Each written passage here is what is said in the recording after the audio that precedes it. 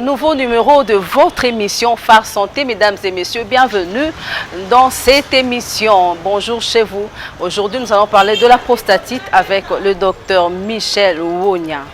Nous sommes quelque part à Kinshasa, à magasin Kitambo, avec le docteur Michel, le patron du clinique du moment. Nous allons découvrir c'est quoi la prostatite, comment se soigne la prostatite et surtout que faire pour éviter la prostatite. Dans 2 minutes, nous allons recevoir la réponse à toutes ces questions. À bientôt.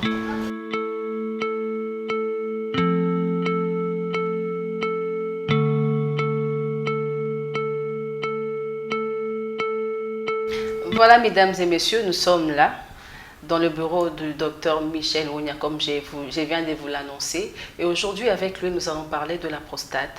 La prostate est une maladie qu'on trouve généralement chez les hommes.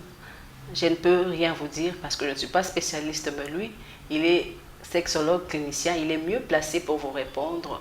Docteur Michel, bonjour. Bonjour, madame la journaliste. Merci de nous recevoir dans votre bureau.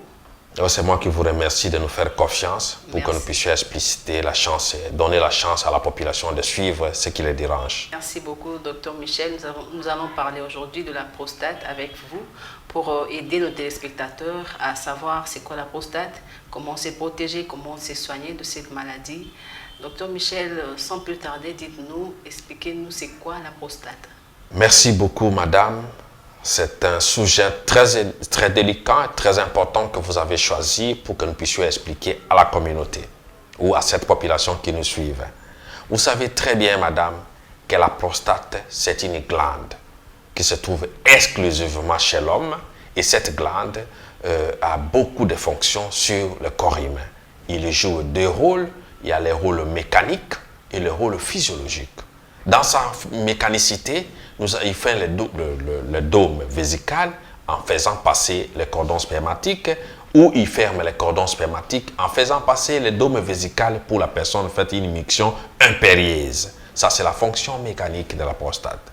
Nous avons également une autre fonction qu'on appelle la fonction physiologique. Dans sa fonction physiologique, nous savons bien que la prostate sécrète des liquides, qu'appelés liquides prostatiques, qui participent à la maturation des spermatozoïdes.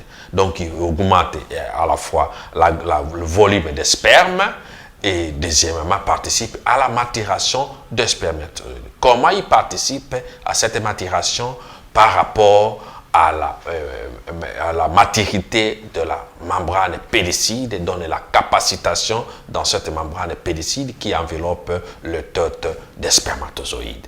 Voilà son rôle physiologique de la prostate. Dites-nous, qu'est-ce qui cause la prostate? Qu'est-ce qui est à la base de cette maladie?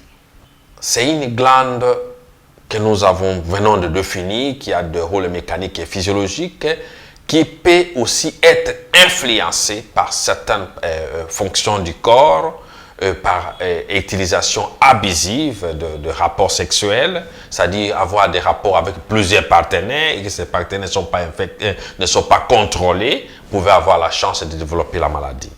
Il est aussi lorsqu'on fait une hyposexualité, donc quelqu'un qui ne fait pas beaucoup de rapports peut avoir la chance de développer la prostate. Donc, il peut y avoir une cause psychologique. La première cause qui initie la maladie de la prostate, il est aussi psycho-hygiénique. Donc, sur le plan psychologique, il peut penser que non, lorsque je me renferme à ma femme, il est difficile lorsqu'on a qu'une seule femme de développer la prostate. Mais si on le développe parce qu'on n'arrive pas à faire beaucoup de rapports. Parce qu'un homme normal doit faire des rapports plus ou moins 21 coïts le mois. Et lorsqu'on n'arrive pas à faire plus ou moins 21 coïts le mois, on donne la chance à la glande de se développer, d'augmenter de volume. Et ça devient une maladie prostatique. Donc, il est conseillé à faire sur le plan physiologique beaucoup de rapports pour permettre que la prostate puisse faire sa fonction de libérer des liquides pour éviter qu'il puisse augmenter de volume. Donc, il a une cause psychologique en tenant compte que la personne doit disposer son temps à faire beaucoup de rapports pour éviter de tomber mal sur le plan prostatique. Beaucoup de rapports avec un seul partenaire. pour éviter la chance, de diminuer la chance d'avoir des infections sexuellement transmissibles qui pourraient rendre à cette personne malade. Voilà les causes psychologiques. Mais il y a des causes organiques qui développent, qui facilitent que la prostate puisse développer la pathologie lorsque on a certaines maladies plurimétaboliques telles que l'obésité, telles que le diabète, l'hypertension, le rhumatisme articulaire aigu. Ce sont des maladies plurimétaboliques qui peuvent avoir l'influence aussi. L'acidité urique qui peut augmenter, l'acide urique va augmenter dans l'air sang et cet acide va être toxique à le développement ou à l'absorption des lysosomes qui permettra à la glande de la prostate de ne pas isoler de ses fonctions. Voilà, certaines maladies peuvent être sous-jacentes sur la création ou l'augmentation de la glande prostatique. Donc, c'est une cause organique. Il peut aussi également avoir une cause idiopathique, c'est-à-dire après l'augmentation de la glande, il peut avoir subi certaines fonctions comme une chirurgie, cette chirurgie ou un accident, un traumatisme dû à des accidents peuvent entraîner que la prostate puisse tomber malade. Donc après, ça peut être un traumatisme chirurgical. Cette exérise de la glande peut ne pas être bien faite et ça perd certaines fonctions. Donc la réadaptation pourrait être aussi la troisième cause qui peut être réadaptationnelle, qui permettent maintenant à la glande de s'adapter à ses fonctions anciennes. Voilà les causes qui peuvent initialiser qu'il y ait une maladie. Mais nous avons, d'habitude, toutes ces causes-là, nous avons certaines origines qui sont dites, mais la prostate a toujours été une maladie bactérienne qui développe des microbes, des gamma positifs. Donc, de gamma positifs tels que les staphylocoques aureus, les staphylocoques dorés, tout ça, ce sont les germes purulents qui affectent les bactéries, qui affectent la glande prostatique pour développer la maladie. Donc, une autre cause peut être bactérienne. Dans une maladie bactérienne, comment se manifestent les signes d'une personne qui a le prostate ou quels sont les symptômes pour savoir que vous avez le prostate? Merci, madame. Dans la prostate, l'organe prostatique n'est pas une maladie, mais lorsqu'il commence à avoir une maladie, il a des signes appropriés parce que la prostate n'est pas une maladie. Mais nous avons les étapes qui parcourent cette glande qui peut devenir malade. La prostate, c'est une glande qui permet à mouver ce que nous avons parlé récemment sur le plan mécanique, aider l'homme à faire sa sexualité comme il se doit et aider l'homme à la reproduction par rapport à ces sécrétions de liquide qu'il a en train d'émettre. Et dans ces cas, nous avons des signes appropriés lorsqu'on pense à une inflammation, lorsqu'on pense à une infection. Et récemment, nous allons avoir les signes généraux des maladies de la prostate et les signes appropriés à cette maladie par rapport à suivant sa chronométrie. Nous avons premièrement le douleur au niveau des dos. Quand une personne a un âge plus ou moins, vous savez, madame, la prostate aussi tombe malade par rapport à l'âge. De la puberté à 25 ans, l'homme peut avoir plus ou moins 15 grammes de la glande prostatique. Et de 25 ans à 50 ans, ou à les 45 ans, peut y avoir maintenant de 15 à 25 grammes. Mais à partir de 50 ans jusqu'à l'âge adulte, la personne peut avoir jusqu'à de 25 à 40 grammes. Et si ça dépasse cette grandeur par rapport à l'âge, proportionnellement à l'âge, la personne devient malade. Mais il y a des signes appropriés, comme nous venons de parler, les signes généraux et les signes spécifiques de la pathologie. Les signes généraux, nous avons les douleurs au niveau des dos, nous avons les douleurs des bas-ventre, nous avons des frissons parfois les soirs, nous avons des douleurs articulaires et tant d'autres signes qui seront appropriés et également la constipation. Nous avons les douleurs au niveau des dos, douleurs des bas-ventre, la constipation, des frissons et un peu d'asthénie physique généralement au réveil matinal. Ça, ce sont des signes généraux de la prostate, de maladies qu'on appelle prostate. Si l'organe prostate qui devient malade. Et nous avons ces signes-là associés. Ces signes, on peut les trouver au niveau de la première partie ou la première maladie que nous appelons la prostatite.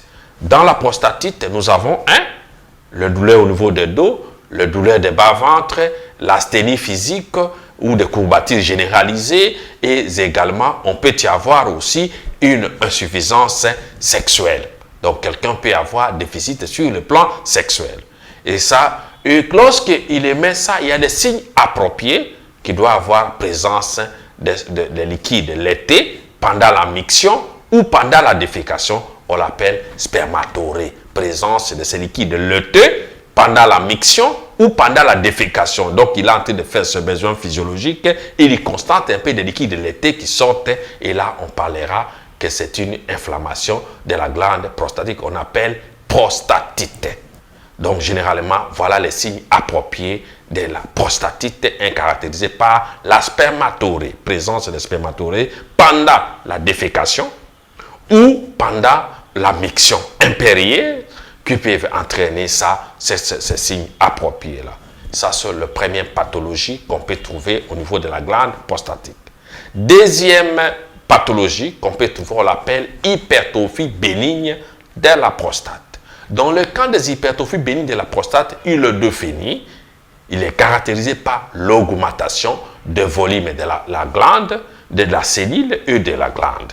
C'est ça, l'hypertrophie bénigne de la prostate, c'est-à-dire augmentation de volume des cellules en grandeur et augmentation de la même organe qui perd ses fonctions mécaniques dans la fermeture de cordon spermatique ou de dôme vésical.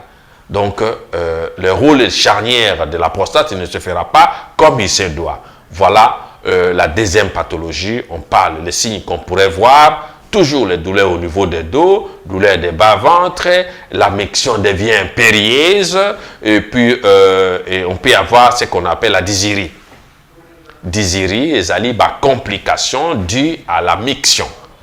On peut y avoir la dysurie, on peut avoir l'émission à deux voies. Donc, quelqu'un qui fait pipi, mais il a sorti des urines en deux voies. Il y a une goutte de retardement. Donc, après avoir fait pipi, mais tu constates qu'il y a des pipi qui sortent dans les sous-vêtements involontairement. Voilà les signes que la personne peut voir. Donc, quand il est parlé que tu as une hypertrophie bénigne de la prostate, ça dit, vous pouvez avoir une incontinence urinaire. Vous pouvez avoir une dysurie.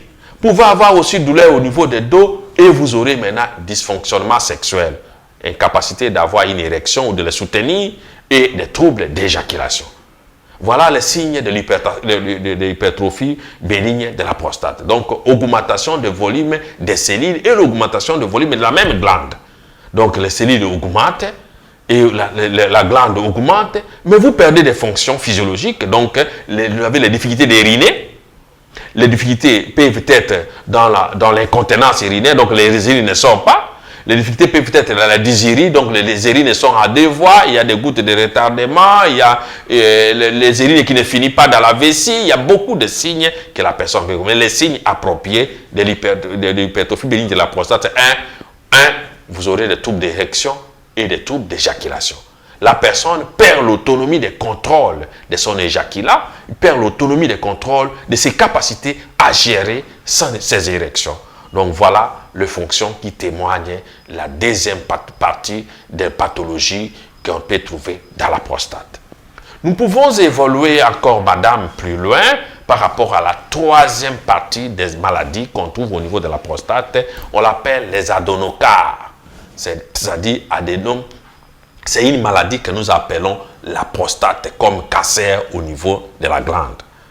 Donc, le cancer de la prostate. Adénocarcinome de la prostate. C'est le nom approprié pour cette pathologie au niveau de la prostate. Donc, cancer de la prostate. Qu'est-ce que signifie cela? Augmentation de volume de la cellule et multiplication des nombres de la même cellule-là. Donc, la définition de la glande, de la pathologie est définie par l'augmentation en nombre et à grandeur des cellules de la prostate. Donc, là, dans l'hypertrophie bénigne de la prostate, nous avons parlé de l'augmentation seulement des grandeurs. Mais maintenant, au niveau des cancers, nous parlons de l'augmentation des cellules en grandeur et en nombre. Et on l'appelle, sur le plan technique, nous parlons d'une construction anarchique des cellules au niveau de la glande. Cette construction anarchique-là que nous appelons cancer de la prostate. Un deuxième élément approprié, à part les signes généraux vous avez les douleurs au niveau des dos, douleurs des bas-ventres. Ça peut amener des complications sur la miction qu'on appelle incontinence urinaire, donc les urines ne sortent pas. On peut y avoir aussi la dysurie, donc les complications du système de jet urinaire. Ça peut avoir aussi un jet urinaire faible qui n'arrive pas au-delà d'un mètre. Il peut avoir toutes ces complications, mais associées avec la présence des métastases. C'est le signe approprié de la troisième pathologie. Les métastases, ce sont dans les organes voisins. Ces métastases peuvent se trouver au niveau de la vessie, ça peut se retrouver au niveau de rectum, ça peut également se trouver au niveau pulmonaire, au niveau du poumon. C'est là qu'on trouve les métastases dont on a les signes appropriés de l'adénocarcinome de la prostate. Voilà les 3 étapes qui passeraient la glande lorsqu'il se retrouve malade. Première étape, c'était une prostatite, donc infection de la glande. Deuxième étape, c'est HPP, donc adénocarcinome de la prostate, c'est la 3e étape. Et l'hypertrophie bénigne de la prostate, qui est la 2e étape. Voilà les étapes qui passeraient la glande lorsqu'il se retrouve malade. Je vous ai suivi avec attention, docteur. Mais une question m'est venue. Est-ce que la prostate peut empêcher la personne qui a cette maladie d'être fertile ou peut faire que la personne devienne impuissante? Étant donné que la glande participe dans la maturation des spermatozoïdes, ses capacitations liquides participent à augmenter le nombre de spermes et participer à la maturation de la membrane pellicide qui enveloppe les têtes des spermatozoïdes. Et lorsqu'il perd cette fonction, la personne devient fertile, un fécond, et ça recours à cette personne l'amène à la stérilité. Donc, et cela témoigne de le fait que lorsque la personne y est trouvée dans cette condition, pourrait avoir des troubles d'érection et des troubles d'éjaculation, entraîne une perturbation de la fonction et perturbation sur le plan mécanique qui témoigne la stérilité de ces messieurs. Comment faire pour éviter cette maladie? Vous savez très bien que la charge qu'a le médecin, c'est de prendre les capacités et de détendre sur l'aire de santé. Cela signifie quoi? Chaque médecin doit avoir une heure de santé à laquelle il doit contrôler. Il doit donner la promotion de sa médecine. C'est cette aire de santé-là qu'on doit calculer par rapport au nombre d'habitants pour savoir comment conférer ça à un médecin. Donc la responsabilité qui est conférée au médecin, c'est de sensibiliser, d'informer et d'amener pour que ces patients, les habitants de son aire de santé soient informés de chaque pathologie et éviter qu'ils tombent malades. Et lorsqu'on retrouve que cette personne est tombée malade, ça nécessitera maintenant un deuxième type de médecine qui est prise en charge, la médecine préventive, la médecine curative. Donc le médecin est censé donner la première médecine qui est la médecine préventive. Et lorsqu'il donne la médecine, l'enseignement sur la médecine préventive, il peut trouver aussi les gens qui sont déjà malades. On fait la médecine curative. Et la 3e type de médecine que le médecin peut utiliser, c'est la médecine rééducationnelle. Comment remettre les gens qui étaient malades, qui maintenant dans les conditions anciennes, qui sont dans la normalité. Donc, nous sommes obligés de sensibiliser les gens à comprendre la maladie et son étape. Donc, pour ceux qui sont déjà malades, ils doivent se faire consulter chez le médecin le plus proche de leur maison. Voir le médecin le plus proche pour une consultation de rien avant. Mais si vous n'avez pas un médecin spécialiste en sexologie de la reproduction, vous avez le numéro qui est affiché au bas des écrans ou le numéro que vous pouvez appeler à tout moment. Vous appelez au 081 052 57 08. 081 052 57 08. C'est le numéro que vous pouvez appeler même à 2 heures du matin pour avoir les plus amples informations concernant votre santé. Donc, la prostate, il est traitable. Nous le traitons et nous le prenons en charge et nous évitons que le voisin, que nos frères y tombent malades parce que la maladie vient, 1, manque d'hygiène, 2, manque de rapport sexuel. Donc la fonction de la glande n'est pas respectée. on est censé informer au couple, aux responsables, les nombres de coïts, le mois qu'il faut pour éviter la maladie là. Mais à ceux qui sont déjà malades, de consulter les médecins les plus proches ou nous appeler dans le numéro, ou venir même dans nos adresses à la clinique du moment, au numéro 10 de l'avenue Kasavubu, à magasin Kitambo. Nous recevons les gens tous les jours et c'est gratuit que nous recevons les gens pour éviter qu'ils tombent malades. C'est la médecine promotionnelle que nous faisons pour aider les gens à comprendre de quoi il s'agit.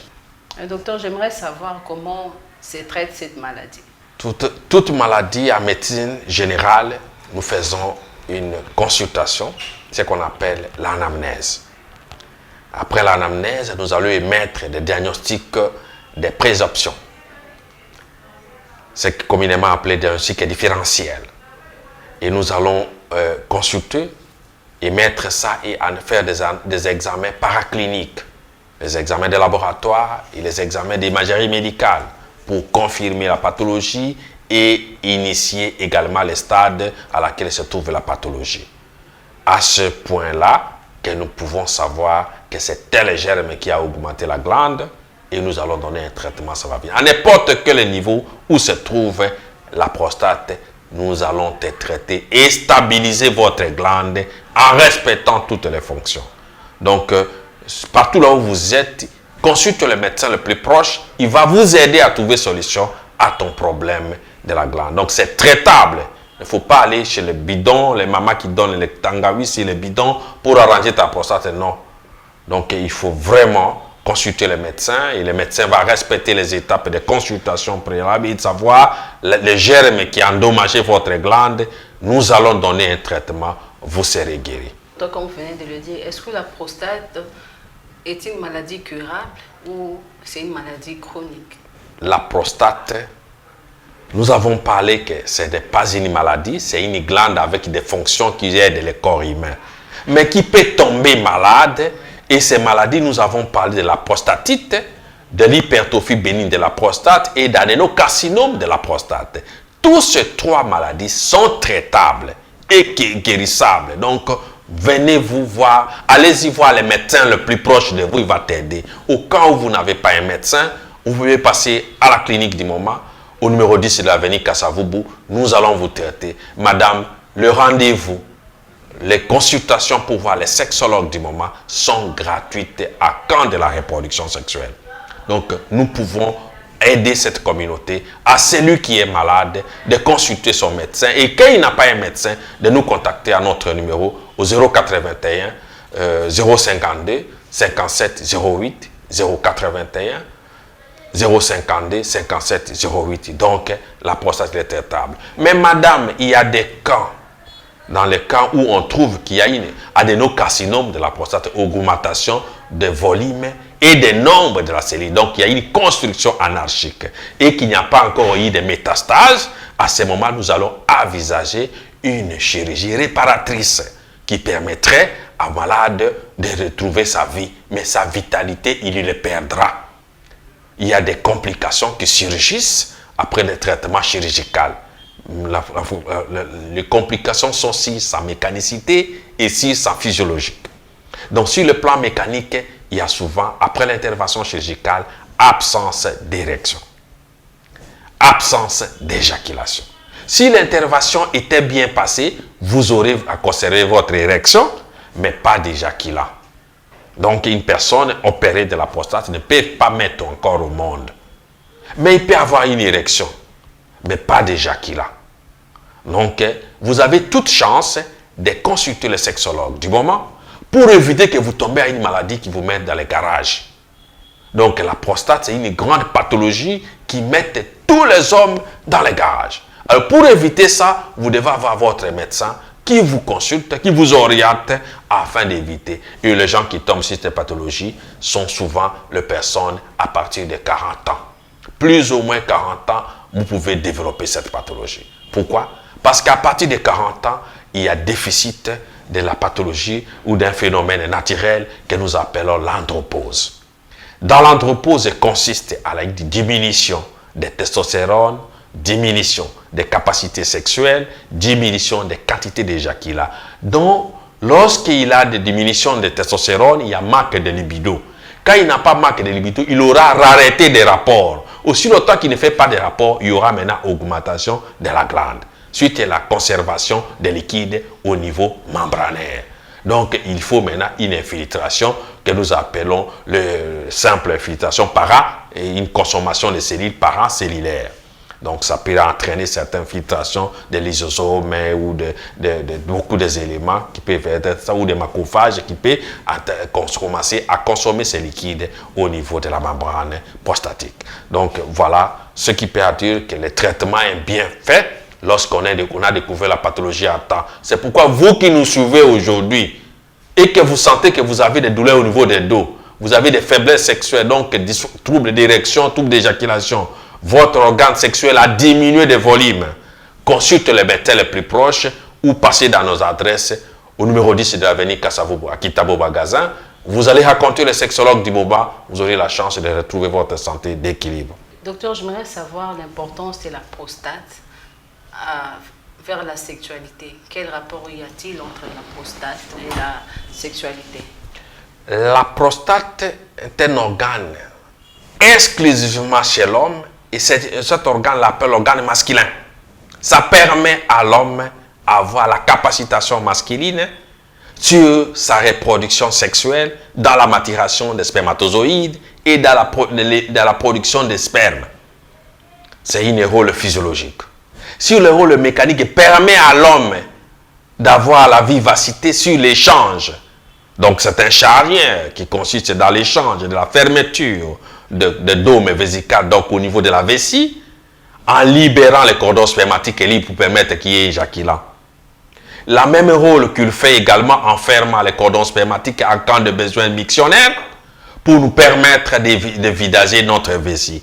Donc c'est un grand rôle dans la reproduction sexuelle. C'est un organe qui permet, un organe masculin qui permet dans la production des spermatozoïdes et permet maintenant à la maturité de la même spermatozoïde afin de donner la chance à ces spermes de féconder l'ovule, de pénétrer l'ovule. Parce que la membrane pellicide devait être inondée de liquide spermatique pour avoir la capacitation de la pénétration, la capacitation acrosomique afin de pénétrer dans l'ovaire pour qu'il y ait une fécondation. Donc, la prostate, c'est un organe masculin qui permet dans l'évolution ou dans le développement ou dans la reproduction sexuelle. Donc, c'est vraiment, il est très capital dans la vie humaine de soutenir et de protéger cette glande appelée la prostate. Mais qu'est-ce qui fait qu'un homme qui souffre de sa prostate et puisse avoir des complications à uriner? Vous savez très bien que nous avons émis des complications, les signes appropriés à la glande lorsqu'on est malade. Nous avons le douleur des dos, dans les signes généraux, douleur des bas-ventre et de douleurs testiculaires peut avoir lié ou pas, mais il y en a des gens qui développent des douleurs testiculaires. Mais quand il s'agit de difficultés de vie, on appelle ça la dysurie. Dans la dysurie, nous avons les difficultés d'uriner, de vidager son vessie. Là, la vessie n'est pas vidée. Suite à une augmentation de la glande prostatique au niveau des vessies, crée maintenant un poche d'urine et où laquelle les urines se cachent dedans. Ça, c'est de un. Deuxièmement, il peut avoir l'urine à deux voies, suite à une perturbation qui se fait au niveau des sphincters, vésicales. Ça peut amener des urines à deux voies. Il peut y avoir encore une autre plus grande complication de l'incontinence urinaire, c'est-à-dire la fermeture totale des dômes vésicales suite à l'envahissement de la glande. Quand la glande augmente de volume, ça envahit maintenant les sphincters, il n'y a pas moyen de plus uriner, donc il faut une sonde pour permettre, sonde de Foley par exemple, pour permettre les urines à vidager la vessie ou une ponction suspubienne. Donc, nous avons les manières dont nous soulageons les malades. On peut faire une fonction suspubienne, c'est-à-dire nous ponctionner les urines dans la vessie pour les jeter, pour permettre qu'il y ait une respiration chez la personne. À la fin, on installe une sonde. Donc, les complications de la prostate permettent, sur le plan mécanique, que les vessies n'arrivent pas à vidager ces urines. Donc, c'est une maladie maintenant non hygiénique. lorsque vous avez cette pathologie. Ça dépend des signes qu'il va sortir ou des complications qu'il va amener dans votre corps. Donc, pour éviter toutes ces complications, ils doivent voir leur médecin pour éviter que cela pire les arrive. Docteur Michel, nous sommes pratiquement à la fin de notre émission, mais avant de nous quitter, un petit mot, téléspectateurs qui nous suivent, un petit mot à ces gens-là qui sont déjà malades et un petit conseil aux gens qui nous suivent. Nous nous résumons en disant que la glande est un organe le plus important et qui assume beaucoup de fonctions. Nous avons tout intérêt de les contrôler pour éviter le pire. Donc, les gens doivent voir leur médecin pour éviter qu'il y ait des complications sur la miction, sur la reproduction. Et la chose conseillée, c'est de ne pas voir les praticiens. Utilisation des bidons, des bouteilles pour sauver la prostate. Vous allez avoir l'insuffisance rénale. Évitez ça. Venez voir les médecins les plus proches, il va t'aider. Si vous n'avez pas un médecin, vous pouvez passer à la clinique du moment au numéro 10 de l'avenue Kassavobo à Kitambo Magasin. La consultation, le rendez-vous médical, elle est gratuite pour lutter contre cette pandémie ou cette pathologie qui atteint tout le monde. Donc, il est conseillé de voir les médecins les plus proches ou de nous appeler à notre numéro au 081 052 57 08 081 052 57 08, c'est notre numéro. Vous pouvez appeler pour avoir des plus amples informations concernant votre santé. Voilà, nous sommes pratiquement à la fin de cette émission. Je vous dis merci de nous avoir suivis. Merci à l'équipe technique qui m'accompagne, Eric Diakweno, il est toujours là. Christian Mangala, il est à la réalisation. Merci à la coordination et merci à toute l'équipe rédactionnelle de l'EFAR Télévision. Mesdames et messieurs, restez branchés sur nos antennes. Au revoir.